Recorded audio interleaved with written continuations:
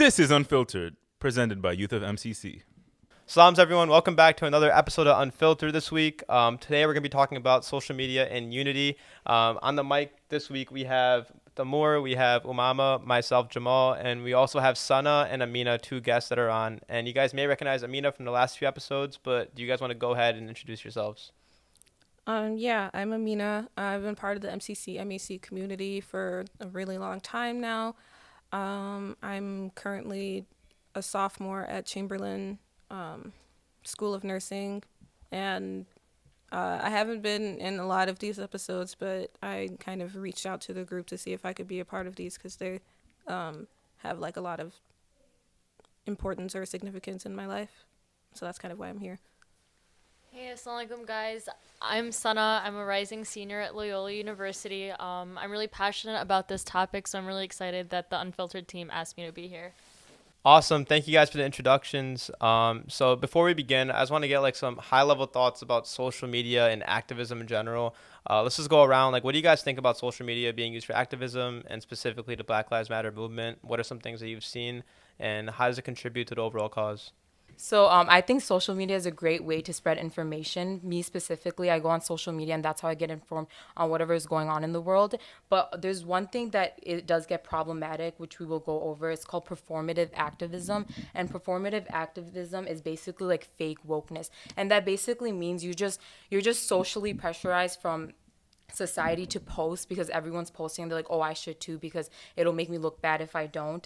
So that's what performative activism is, and it's basically just to raise your social capital, just to make you look good. And I feel like that's very problematic, and a lot of corporations and a lot of influencers do that, which is really problematic because at the end of the day, social media does do a lot, but what are you doing outside of the cameras? What are you doing outside of social media that actually makes a difference? And the thing is, social media only does so much, but the thing is, it's up to us to actually make a difference. Go to these protests, sign these petitions. And honestly, you don't even need to publicize it. As long as you know you did it, that's all that matters. And I genuinely think we should continue promoting on social media because the thing is, like, once something traumatic happens, like, you know, something happened in Kashmir or Palestine, we basically promote it, and then within a week it's diminished. We don't talk about it ever again. And that's why nothing has happened. We haven't come up with a solution. And especially with this Black Lives Matter movement, I don't think we should stop posting. We should continually posting and continue to inform each other. And that's just my take on social media. I'm gonna agree with you. I think social media is super powerful.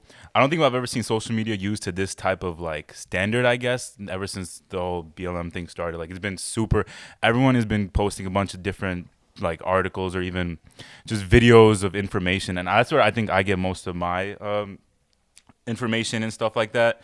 Right now, I feel like since it's been a couple weeks since everything's happening, things are kind of slowing down. But when it was like booming, I feel like everyone was posting different types of posts of information just to spread knowledge and awareness of what's going on. So that was good. But I don't know how to prevent what's like currently happening. Like, people have kind of stopped posting and kind of like going back to reality and stuff, unfortunately. Yeah, to like rewind, like this is all like performative activism is real. We saw that like the black screens that everyone posted for Blackout Tuesday. I feel like there were a lot of people that like posted the black screens, right? And that may be like their level of like activism that they're willing to go to. And then there were those that posted black screens. They also promoted petitions. They also showed themselves at rallies. But then you have like this whole other group of people that probably didn't post a black screen. They probably haven't posted on their social media, but they're active at rallies. They're actively signing petitions. They're actively donating. We just don't know. Yeah. Right? So there's so many different takes, and because of that, there's been so much hostility on social media. I feel like we're all on the same side for Black Lives Matter, like a lot of people, but then you see each other attacking each other for like different reasons, like because they didn't post this link, because they didn't post this black screen, because they didn't go to this protest, for example. Some overall thoughts on that. Yeah, I think that social media is great because not only can you, technically you can like protest from your house, but you can also like, if there's a cause that you want to like mobilize for, you can do that through social media. And I also kind of wanted to get a little bit more into like performative activism. I actually have this handy dandy little chart that I'm not going to go over the whole thing because it's quite a bit, but there's a really big difference between performative allyship and authentic allyship. And when it's performative, like what we see with the black screens and everything, then you can kind of tell that it's only surface level. It doesn't really go any deeper than that. But I was actually just talking to Sana about this. Is like with performative activism, you're still benefiting from it. You're centering yourself instead of the group that you're trying to promote or be active for. You jumping on the bandwagon, which I think a lot of people did, especially with the whole Blackout Tuesday thing. There's a little bit of fragility going on, like either with your ego or just as a non-black person, you kind of just bring in your own hurt feelings, where it doesn't really have a place. And I think one of the biggest things of like performative allyship versus authentic is when you say something after somebody else calls you out. So you were prompted by other people rather than, legitimately showing interest or like care or compassion for the cause. I don't know how to say it. I also do want to talk a little bit about the black screens. Don't do it. And the reason I say that is because a lot of people, I'm not very active on Instagram, but a lot of people were posting black screens with the hashtag Black Lives Matter. And what that ended up doing was drowning out actual activism that was happening. The Black Lives Matter movement, if you looked them up, all you would get was black screens.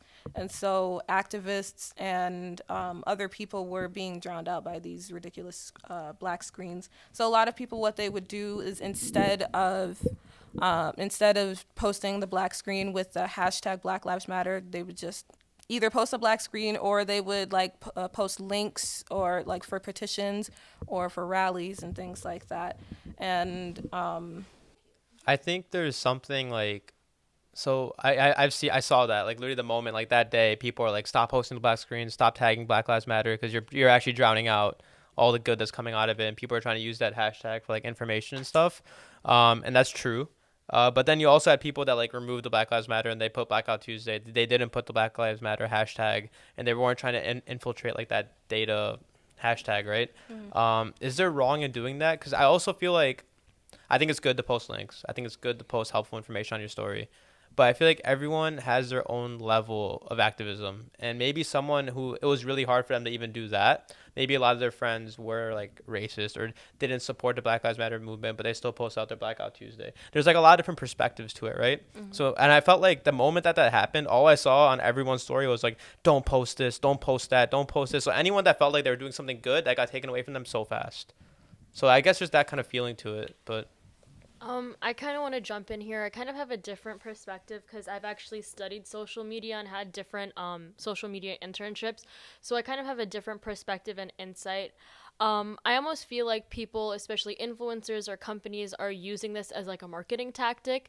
They will talk about Black Lives Matter because, it's the socially appropriate thing to do right now, whether they believe it or not. And like we see this with brands like, for example, Starbucks. Starbucks posted a whole thing on how they support Black Lives Matter, but then they banned their own employees from wearing Black Lives Matter's t-shirts.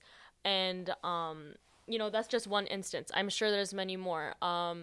And you'll see it with influencers. Influencers will just like vaguely talk about it, but they're not out there protesting. But kind of like what Jamal was saying, everyone is kind of in their own place when it comes to understanding the Black Lives Matter movement. I mean, I personally know I wasn't where I was, where I am now, where I was like a few years ago, but I do also think there's not really an excuse. Like, we're talking about social media here, and that's something that's very widespread. Majority of the population is on social media, and this is something that is very talked about. It's not just now, it's been talked about, and you really don't have any excuse to not teach yourself these things. We have black friends, black athletes, black celebrities that constantly are talking about these subjects. We had Colin Kaepernick, and people just let that die out when he's still out of a job. Am I right? Like, I think it's people that do it. They do it to themselves. They allow like Mama was saying, they allow movements to just be passed along. So that's why I'm really glad Black Lives Matter is something that people are pushing really hard, because now the media isn't even broadcasting, all these protests and whatnot as if they're still not happening. So I think it's all like kind of what Jamal was saying, that it's about how we use it, and like we're in our own place, and we have to be authentic rather than doing it as a trend or for a marketing tactic, especially because it is very, very obvious when it's done, and people will always be caught out on it. At the end of the day, companies will do this stuff to save face and save their company. And it does become problematic, like Starbucks, like, they post stuff about Black Lives Matter, but at the end of the day, they're doing very problematic things in, like, Palestine, and, like, they're basically doing child labor and all of that. But at the end of the day, we do need to realize, like, whatever is being done, it is for Black Lives Matter, and we need to appreciate it. And obviously, we don't know what's genuine and ingenuine. But at the end of the day, every step counts, especially now. And hopefully, like, even, like, Netflix, like, they created, like, this whole segment where it promotes, like, Black directors, and even just, like, promoting just, like, Black, like, movies and yeah, stuff. movies and everything in general. I feel like every step counts, and we can't always, like, focus on, if it's genuine, if it's not. Like, at this point, like Jamal said, like, unity is what matters. And rather than focusing on, like, let's, like, trash this brand because they're not doing this and that, we should just focus on ourselves and do what we can, because I feel like that also steers away from the overall message. Going back onto what Jamal said about the black squares and stuff, I don't know who started that trend, but I woke up that morning and I saw LeBron post the screen first, and I saw a bunch of athletes post that screen. I was like, yo, like, the purpose of it I thought was for unity at the moment, and then I saw a bunch of posts about talking about the hashtags and stuff, and how information was being just lost in the feed and whatnot. I don't know if that was the actual purpose or whatever, but I'm definitely 100% sure that the purpose of the screen itself was for unity. I'm pretty sure no one really had malintent for it. But there was also, like, no explanation behind it, and just, like, honestly, when I saw it, I was, like, so confused. I was just like, what the heck, like, what is this gonna do, But that's why like, I advocate for, like, a black screen, but also including information, also including petitions, also including links. So that's why, since there was no explanation, it kind of steered away from the whole message.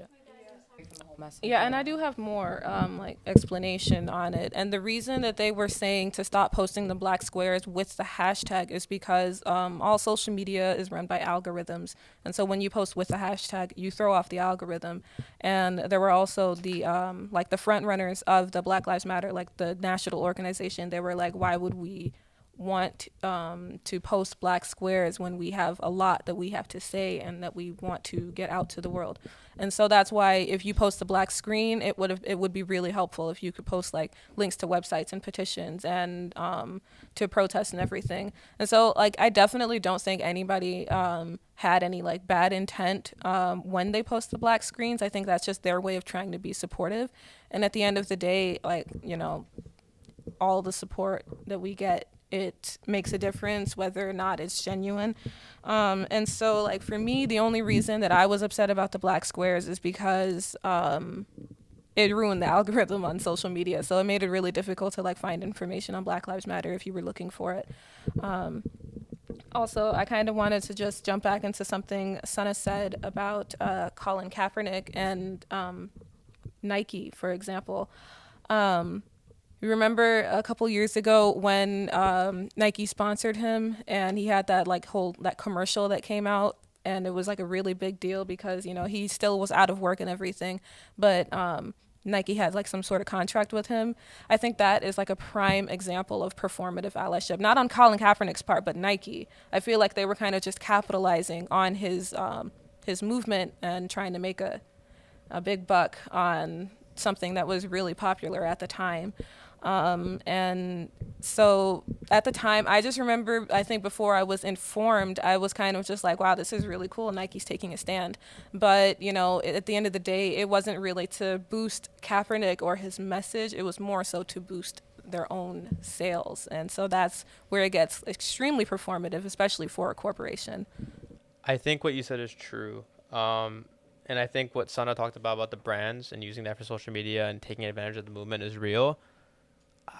Thing is, like, with the whole Nike Kaepernick thing, 3-4 years ago, like this movement wasn't like how it is now, where everyone's on the same train, same bandwagon. So I think it's not right for us to be like, oh, Nike did it for the quick buck. Like maybe they got a quick buck out of it, but maybe they also stood for the cause, because Adidas could have done that too, Reebok could have done that too, but Nike went out and did it, right? But do you have a statement by Nike that says that, like, oh, we did it for the quick buck? Because we're right now, what we're doing is we're demonizing people that are doing something good. No, right. So and that's something that I feel, and I just want to talk about that. No, and I don't think that I'm not trying to demonize Nike for what they did, because at the end of the day, they did give Colin Kaepernick more of a platform, especially after he was fired by the NFL. But what I'm saying is that, like, the main difference between authentic and performative allyship is that you don't have anything to gain. So Nike, even though they were doing a good thing, they still got something out of it. And I think, like, the most authentic allyship you can get is one where, you know, you have something on the line and you're not going to win anything. Like, take the Freedom Riders, that joined, the white Freedom Riders that joined back in the 60s. Okay, so it wasn't just black people; they also had white allies too. And so what they did was they would ride buses together into, like, extremely racist towns, and the white people would offer to get off of the bus first. And as I'm sure you guys are aware, when they got off the bus, they were met with mobs that literally beat the crap out of them, and some of them suffered, like, injuries that they carried for the rest of their lives. I think that is just about, obviously nobody's going to go to that extent now, but at the same time, it's just like, it's that sacrifice and that fact that you're not gaining anything. Nike, and I heard this mostly just from within the black community, because, like, at the end, it was still a good thing, but they had a whole lot to gain from it. With a grain of salt, pretty much. Yeah, exactly. And so, like, something that's more, like, on the authentic, like, something that's more for black people to gain, it's something like what the Freedom Riders did. And I think it's really an important point that Amina makes about it coming from the black community, because I often feel like, especially with this movement, people are forgetting that we have to listen to what black people are saying. It doesn't really matter how we feel or what we interpret things as, because if that's what black people are interpreting things as, that we should understand. You know, we're also a marginalized community. Imagine if they did something with Ibtihaj Muhammad or something like that after the travel ban. Would we be feeling like, imagine if Nike did that, how would we feel? Would we feel like, oh, they're just using her as a poster Muslim person? I'm certain people would feel that way, you know, like. They did that though. They did? Around a little bit after the Olympics, they actually did have, like, this little campaign with her and other, like, black athletes. And yeah. I think it's just important to understand perspectives, and that's, like, a really important thing with this whole Black Lives Matter movement in general, is that everyone will always have a different perspective, but what matters at the end of the day is a black perspective. And there's many different black perspectives too. But I think that the black perspective, because there's some black people, like we were talking about, like LeBron posted the black tie, a lot of black athletes did, but I feel like it's important to recognize that and try to understand, you know, like, we're never going to really understand what black people feel. So let's try to, try to take it with a grain of salt, try to understand where they're coming from. You know, we're forgetting that they're coming from a government, a nation that has literally marginalized them and ruined so many opportunities. So if they are feeling offended by this and feeling like Nike did this to take advantage of the situation, maybe let's not think of it as like, oh, they're complaining or whatnot. Not saying that anyone said that, but let's think about, like, why they feel that way, because that's probably happened many, many times. And so they wouldn't be surprised if this was just an opportunity for Nike. I think that's true, and I think there's a lot of truth to what you said. The more I'm going to let you talk, I know you want to talk. But, like, what good's going to come out of us attacking Nike? What good out of the movement's going to come out of it? But see, that's the problem, is that you think that it's an attack when it's a constructive... Or not an attack, but, like, a critique of what Nike did. Yeah, it's constructive criticism, because what we need is people asking us how they can help. Okay, 100%. And so when we voiced our criticism of Nike, we told them it was performative and it didn't feel genuine, it didn't feel authentic. And, you know, you can say that to a person and that can go either way, but when it's like a big corporation with, like, a lot of money on the line like Nike, they have more accountability. They need to take more responsibility. And so I don't think that when we offer this constructive criticism that we are trying to villainize somebody. I think it's more so as just that this is what Black voices are saying. This is what we are trying to we're trying to show people how to support us. That they could always do more. Yeah, Like, they could have put more exactly. of themselves out there. Also, I think that's fair. Do I need to have a disclaimer that I'm black or? No, I think everyone. If they listen to any of the few episodes, I think you guys should Okay. know. Yeah. I'm sorry, the more we've been. I think that's a cutting. really good point, though. And Son, I think you touched on it well, too. You guys were talking about how like you said Nike would probably like did it to make a quick buck and stuff. I mentioned it last week in the last episode and stuff. Like if you're pro BLM, you're gonna gain fans, but you're also gonna lose a lot of support and stuff. Nike shares fell when this whole Kaepernick stuff happened. People were burning products, and a lot of people just started hating on the company. So it's like if you're pro with the movement, you're gonna of course gain exposure, but you're also going to lose fans, and people are gonna hate you for that. And also one more thing about Kaepernick, since we're always like bringing up Kaepernick, and he's out of a job and whatnot. I want to say, as of like a very big football fan, this is when 2015, 2016, when Kaepernick was still in the NFL. Partially, I feel like he lost his job because he was just not a good quarterback anymore. That's just my opinion. I just want to get that out there. And everyone just like, people think that he was like amazing and he was a top 10 quarterback and he got just blackballed pretty much. But he took his team to the Super Bowl. That was the year before. That was 2013, not a year before. 2 years before he started kneeling. And then he just started depreciating his that fast in 1 year. He lost Super Bowl. No, that was in 2015, 2012 to 2015. 2012 was when he was at his peak, and then it just slowly started depreciating, and he just started sucking. I don't know what this has to do with BLM, right? What's up? I don't know what this has to do with BLM. No, I'm just saying people don't understand. People keep talking about Kaepernick like he was because people just think he got blackballed out of the NFL. But no, I'm just saying he wasn't as good anymore. That's just a statement and a point that can be made that he also lost. That partially he lost his job. He was about to get his job too a couple times, but I can speak as a Ravens fan that they were looking into signing him, and they almost did back in 2015, 2016. Except his girlfriend posted some very a racist tweet about the owner, so they just cut all ties with him because it was some stuff like that. But that's all I know about the Ravens. But I know other teams were talking to him as well. So you think? But that doesn't really matter. I'm just pointing that out there. Because we I'm know. saying that for people who don't watch But you football. said partially. Then what's the other part? Because of what he did. You can't be like he partially because was he fired, could be. but there's another part to it. No, we all know as a fact that what he did caused him so much national damage that it is incorrect almost to just be like, well, he was partially canceled because he was a bad quarterback. There's plenty of bad quarterbacks. Yeah, he may not have been the best, but we know that's not like the sole reason. He lost his job because of the way that he protests, because of his protests. Like that. Yeah. That's, you can't really dispute that fact. It could be possible that he lost his job because he wasn't playing good, but he would have got signed instantly as a backup if anything.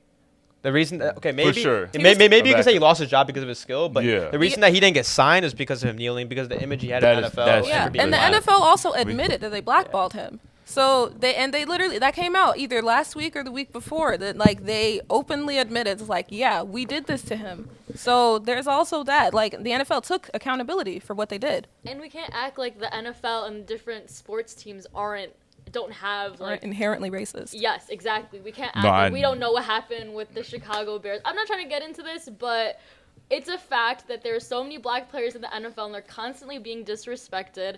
But that's not what we're here to talk about. So I think it's fair. I think it's fair points all the way around, and there's a lot, like, we could agree to disagree on a lot of things, and there could be a lot of perspectives. But I think what really matters is that we're all on the same side. No one here is against Black Lives Matter. No one here, like, whether you go about activism one way or another way, or whether it's performative or actual activism, like, there's some good within it, right? Like, even though there's some bad and people might be trying to do it to get money, like, there's good, and we should appreciate the good, and we should also look at the bad, and we should constructively criticize the bad. And also, I feel like our generation specifically, like, we haven't been part of a revolution like this. So rather than degrading someone from doing like the most minimal thing, we could be like, hey, like, you should do this, this, and that, because the thing is, like, this is like, I've never been a part of something like this either. Yeah, 6 years ago when like Black Lives Matters first came out, I wasn't super aware on it, but the thing is, like, I had black friends who like informed me, and that's the same thing we can do. And I feel like we might be a lot more educated than others, and it is our duty to basically educate other people. Hey, do this. Hey, do that. And that's why a lot of us post petitions, and a lot of us are like, hey, do this, this, and that. And I feel like that's one way that we come into unity. Yeah, I think Musani made a great point at the end of the last podcast. It was about how when like Muslims are going through struggles, like we're standing up and no one else is standing up with us, right? When black Muslims or blacks are going through struggles, where like the other brown Muslims are sitting down, they're not really helping out. I mean, we are, right? But not to the level that they are. The same thing with a bunch of different ethnic groups or religions or cultures, like being all standing together and standing as one, because us helping our fellow black brother and sisters helps us, right? It helps us browns. So like there's so much within that. I think it's a good conversation to have too, and how we could do that as youth in America. I definitely agree. I feel like just with all this like cancel culture, people like getting mad at each other, like you shouldn't do this, you shouldn't do that. I feel like people honestly just might get confused. Like, what am I supposed to do? Am I not supposed to post a black tile? Then why are black athletes doing it? You know, that's just perspective. But one thing I feel like is really important is that we kind of just help people understand. I know a lot of white people are taking heat, and you know, I'm not making excuses. Everyone should educate themselves, especially if your people is known as the oppressor. It is your responsibility and duty. But I also feel like we should also kind of go about it, and for some people deserve the heat. If you're racist, you're racist. But sometimes there's people who are trying to learn. Their parents are racist, their grandparents are racist. They will never understand the concept of racism or discrimination, because unfortunately that's something that they'll never, I mean, fortunately for them, you know, like no one ever wants to feel racism or discrimination, but that's not something they'll ever have to know. And they'll never understand it, no matter how much we preach about it, no matter how much and talk about it in textbooks. So I think one thing that will also help when it comes to unity is teaching people about their privilege, whether that's white people, whether that's Stacey people. You know, I feel like we often try to force it down each other's throat, like, you don't get what we go through. And it's like, yeah, we are not going to get it. So let's teach each other how to use what we can do for each other, like our privilege. Like we see it on videos online where white people are standing in front of black people at protests because they know the cops won't do anything. That's privilege. That's understanding privilege. And I see it as definitely something that we're doing more, but I don't think we talk about it enough. And yeah, if anyone has anything to say about that. Yeah, that's actually something called, like, well, not called, but like weaponizing your privilege for good. And you see it a lot, actually, where black activists will be at the front of protests, but when police come, then the white activists will come and kind of just like form a barrier. And I've been seeing that a lot more, and it actually does make a huge difference. And so obviously nobody here is white, but you guys still have a privilege that I do. I mean, I do not.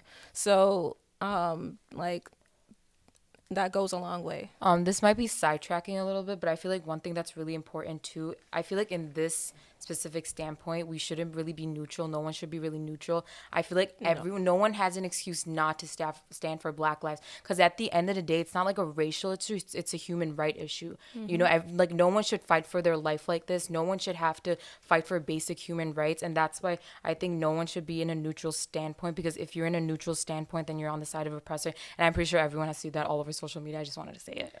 I think all of us here are like educated to a certain extent, which is awesome, right? Like, alhamdulillah for that. But I feel like I was just looking up a stat. It's like 55% of people that use Instagram are between the ages of 13 and 17. You can't expect all those people to be fully educated. They're young. They're beginning of high school, end of high school. But like, and sure, like there's resources out there for everyone to educate themselves, and it should be done, and it should be taught in classes, but it's not, right? So like, I think what you talked about cancel culture, I think it's awful for youth, for people that are younger than like under 18. Because if you're over 18, you have no excuse to educate yourself. Like you have all the resources, you have the mental capacity to do it, right? But if you're younger, you see this cancel everywhere, like Black Lives Matter, it's a movement, like I just want to hop on it, and because I don't want to get canceled, right? So how do we like distinguish that, like people that want to be educated, but like they have these opinions, they have these questions, but they're too scared to put themselves out there and educate themselves because of the backlash they might get. So just go with the whole flow and the movement. And that's the thing, like we shouldn't jump to conclusions, like we shouldn't cancel people right away. Like if we're the ones that are more educated than whoever's like, you know, asking these questions, we should tell them, hey, this is what's right and what's wrong, but not in a degrading manner, you know. And if someone's degrading towards me when I'm trying to ask a question, it's gonna make me steer away from the whole thing. As like overall, it's gonna be like, what the heck, like if people are gonna act like this, then I don't want to learn about it, you know. I feel like that's step number one, is to not degrade people and do it in a nice way, especially if like majority of the people that use like Instagram, majority of the people, like you said, are 13 to 17, like they don't know any better, and that's totally fine. It's understandable. They're young and they haven't been through something like that. I think a great way that people can educate themselves is to take it beyond social media. We all know it as a fact that people often get a lot of their news from social media. And if we look into it, the youth get it from Twitter and Instagram, but we forget that our parents get it from Facebook too. You know, it's a really big thing. And I feel like it's important that, while it's important because social media has done a huge part for this movement, we can't lie and be like the videos that were posted haven't brought light to how bad police brutality is. But we also can't act as that's our only source. You know, we have to go outside, we have to read books by Black people, read books about Black people, talk to Black people. How many Black friends do we actually have, you know? And I feel like if you're just getting your news from social media, or if you're just posting like a cute little graphic saying Black Lives Matter, that's part of the issue, you know? I feel like that's not doing enough. You're not going out of your way to educate yourself. Just because you post something doesn't mean you're woke or educated, you know?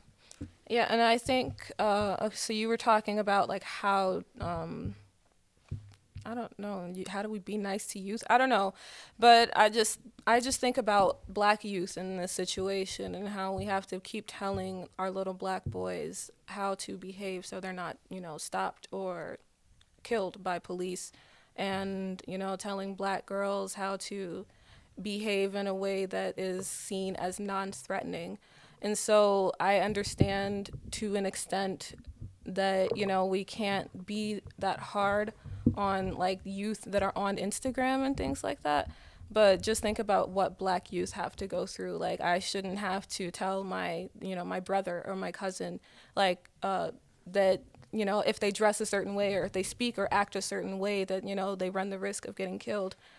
But I have to. I think that's and true. So I personally don't think that we need to be that nice to kids, because, like, if I could handle this as, you know, a young person, if I could handle it at the time when I was a kid, you know, learning about Emmett Till, learning about Tamir Rice and all of them, then I think that those other kids, the Instagram babies, can handle it. And I I completely agree, because oftentimes we see it, you know. We can't act like we don't see those kids on Call of Duty, you know, throwing out the N-word. We can't act like we don't see these kids posting on Snapchat using the N-word, and they're often young kids. So if, going to Amina's point, if, you know, 7-year-old Black boys are being taught about how to act, how to dress at such a young age, then it should be a conversation, because that's exactly where it starts. You know, you can't just drill it in someone's head at the age of 20 and expect it to stick.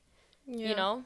Because at that point, there's so many choices that you made in your life that have probably affected Black people and other people of color, and maybe it's affected them for their entire lives. Like, we don't know, like, how badly it affects Black children when white children don't want to play with them on the playground. Why don't white parents step up and change that? That's not fair for the Black kids. And people are like, well, they're just kids. Well, yeah, they're just kids, but so are the Black people. We can't forget about them, because that literally changes their life and perspectives. And also, going off what Amina said, yeah, like, it doesn't matter, like, how like, basically what she was saying was, like, it doesn't matter, like, how we take it with them, because the thing is, Amina, out of all of us, is the one that's only been gone through this. None of us have, you know. We might have had to, like, in some sort of perspective of a way, but the thing is, Amina's, like, the only one that has vividly gone through it, and she's the one who had to, like, change her ways. She's the one who had to be taught, like, oh yeah, don't act like this in front of a cop. Like, some of us some of us here and there might have been like, oh yeah, don't do this in front of cop, but I'm pretty sure out of all of us, Amina has had it worse. And basically what she's saying is a lot more valuable too, because she's the one who can speak from personal experience as well. Yeah, and I'm definitely not like the gold standard. There are people that are a lot more educated than I am and a lot more articulate than I am. And this is just my 2 cents. It's just, I think that especially if I had been taught, God, how old was I the first time they talked about it? I guess I was in pre-K, or kindergarten, the first time we had to talk about race in my family. And it just kind of helped me develop this skill to just have difficult conversations with myself and with my relatives that are younger than I am. Because my cousin, for example, he likes to wear, I don't know what people call it, like a wave cap or like a do-rag, to keep his hair, to maintain his hair. And so whenever he comes and visits us up north, I tell him to take it off, because I worry that somebody's going to see it and assume that he's some, violent black stereotype, and I just don't want that to happen. Like if he's going out to the store and like I'm not with him, or his mom is not with me or anything like that. So I feel, and my cousin, he will be 17 or 18 this year. He's a teenager. And I've had to have this conversation with him multiple times, as well as like my other cousins who are all like younger than I am. So I think that if black kids have to go through this, and it's like a lot more extreme for a lot of us, I think that, the little babies on Instagram, I think they can handle themselves. That's all I'm really saying. It's not about them handling themselves. How do we go about educating them? That's not a demeaning way. Yeah. Because the thing is, okay, we could be mean, and you could be like, okay, I understand. Yeah. No black kid should ever have to have those conversations. The fact that they do itself is a bad thing. That shouldn't be a thing. There should not be police brutality. But the reality of the matter is it exists. Racism exists. It's real. Police brutality is real. And the way that you talk to people that are ignorant, that don't know as much as you, or not as educated as you, and if you go in that demeaning way, I'm speaking from personal experience because this has happened to me before about a variety of topics, it pushes you away. And Mama said this, like if you talk to someone, you have like all this attitude and stuff, like it's not like, even though you want to learn more, you're gonna want to talk to someone else because like you don't want to like deal with all the attitude. And I understand that like black kids should not have to deal with this at all. They should not have those difficult conversations at all, but they do. And I think Instagram babies should have those conversations, but how do we go about putting themselves in a situation to where they want to have those conversations? To where, like, does that start in the household with their parents? Does that start with us DMing them on Instagram? Does that go with us doing cancel culture? Like, how do we go about doing that? Yeah, well, I don't think that we need to jump on the whole cancel culture bandwagon. But, one thing we can do is, like, the fact that they're on social media and, like, depending on what they're posting or anything like that, we can prompt questions like, hey, how old are you? How much do you know about the movement? How much do you know about the history? And ask them as like, hey, are you willing to learn? Because I have had, well, most of the youth I've talked to are black, but like, I feel like they're really open to like being not constructive. You can mold them any way you want to mold them at that age. Well, not mold them, like not manipulate them. Not manipulate, but teach them. You can teach them. Like they're still at that age where they're okay being told what to do, and also not in a bad way. Also, I feel like the further we go on with like generation, our specific generation, even the generation younger than us, I feel like they're a lot more open than what our parents grew up with. Much more. So hopefully, like, as it is, they should be more open to learning. And the thing is, if they aren't, we can take it in a different way. But like Amina said, like start off with smaller questions, not be like, hey, what's wrong with you? Like, why are you talking like this?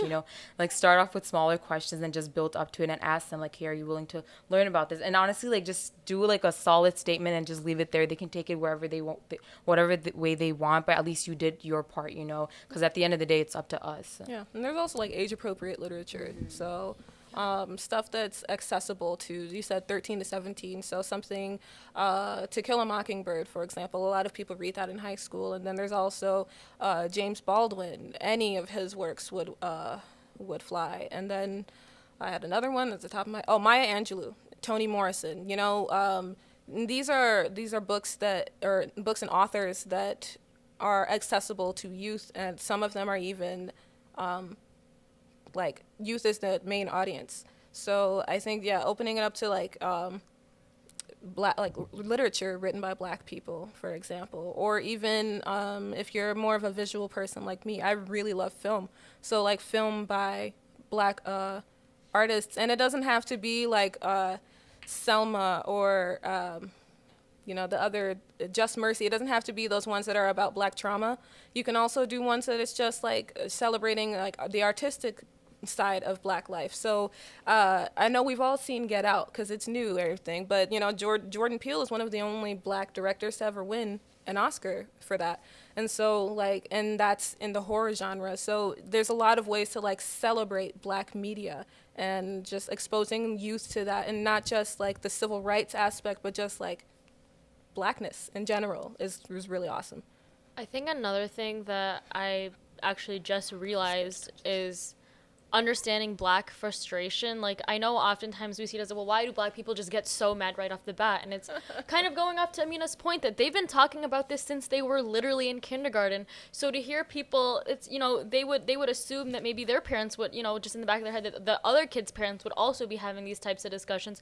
So it may be frustrating, and we do have to get it that, you know, someone that's had race instilled in them since they were literally a child, and now people who are like 17 or 18 are now just having their first conversation. We got to understand that that might be frustrating, you know? And kind of going off that and how we can teach people is, I really think the generation above us messed up and the generations prior to that messed up when it comes to education. I think that our generation will definitely do a lot better in terms of helping. Like, we'll be the ones who are writing the textbooks, you know, we're going to be the teachers. And that's a huge thing. We have to understand the education system it's not like a coincidence that we're learning about like Robert E. Lee and the Vikings. There is plenty of history that we have, and there's a reason that we learn about it as the slave trade, not, you know, there's a lot of things that were purposely put there. So, you know, imagine if we had to write a textbook and we were told to block out the bad history. Of course, we're going to talk about stupid stuff like, no offense if anyone cares about Vikings, but like stuff like that literally doesn't impact us at all today, rather than things that actually do. So I think it's important that we literally drill it into our education system. We fund that. Like Amina was saying, it's important that we celebrate black culture and that kids are taught that, you know, I think it's important to teach color, and unfortunately in a world like this, like Jamal was saying, racism is real, so let's teach our kids, hey, black people get treated like this. You will never treat a black person like that. Hey, Muslims are looked at as this. You will never look at a Muslim like that. Hey, Mexicans are looked at as this. You will never look at a Mexican like that. And then maybe things will be changed. Maybe then kids will stop calling black kids the N-word or just using that as an insult to anybody on Call of Duty. Maybe people will stop talking bad about Mexicans and whatnot, you know, like it starts at a young age, you know. No one just wakes up, no one's just 40 years old and decides to be racist. At the end of the day, going off of what Sana said, yeah, like it's implemented in every little system that we have, systemic racism. But at the end of the day, it's up to us to educate people. And at the like, even going on with this Black Lives Matter movement, we should continue to sign these petitions. We should continue to promote it on social media, and we should not forget about it, because we are part of a revolution. A revolution does not end overnight. This systemic racism does not reverse itself, because it's been like over 400 years. It will not just go away by posting a black little piece of thing on social media, but we'll continue to do what we can on our part. We'll continue to educate these people, and I feel like just keep pushing yourself to do more. Mm-hmm. That's what has to be said at the end of the day. Mm-hmm. If there's more that you could do, you should strive towards doing it. Exactly. Yeah, and at your own pace. Also, just like keep in mind is that black people are really tired. Mm-hmm. We're exhausted, and we are extremely traumatized. And I only say this because a lot of people feel like it is a black person's job to educate you on how to be an anti-racist, and it is not. But at the end of the day, it's not, because like I said before, it's like a human right issue. Yeah, and that's what I'm saying, is that it's not my job as a black person to educate somebody else on, you know, any of this, on Black Lives Matter or any of it. You guys, and other people like who want to be allies, they need to be willing to put in the work and the effort to do that. Because, you know, the whole point is to not give black people more work, because we're tired. We're really tired. But we do, I mean, I've, like we said, or like the common thread that's been throughout this discussion is that any support is support, and obviously it's extremely appreciated, but just, you know, learn the difference between being performative and being authentic, if you can. And I think that if you want to support, make sure it's a genuine, you know. Some of my black friends are feeling like the entire world is behind them. They have all these people posting, and then they look at the petitions and are like, wait, not nearly as many people are posting or signing. Not nearly as many people are posting or going out and protesting, even to the peaceful ones. And so let's just, you know, as much as we want to post about how woke we are, let's make sure black people are actually, you know, we're supporting them in that way more than just for our own faces, right? Because that's what's important at the end of the day. I think that's a great note to end it on. Overall, Mama has something to say. Oh, what? You're like holding the mic. Oh, you yeah, about to no, say I just something? want to say thank you to Sana and Amina being on this episode. We will problem. continue on Unfiltered to post more petitions anytime we find new information because we are given this platform. We want to spread awareness as much as we can. But shout out again to Amina and Sana. Catch us on Instagram, YouTube, Apple Podcasts, and Spotify. And thank you for tuning in.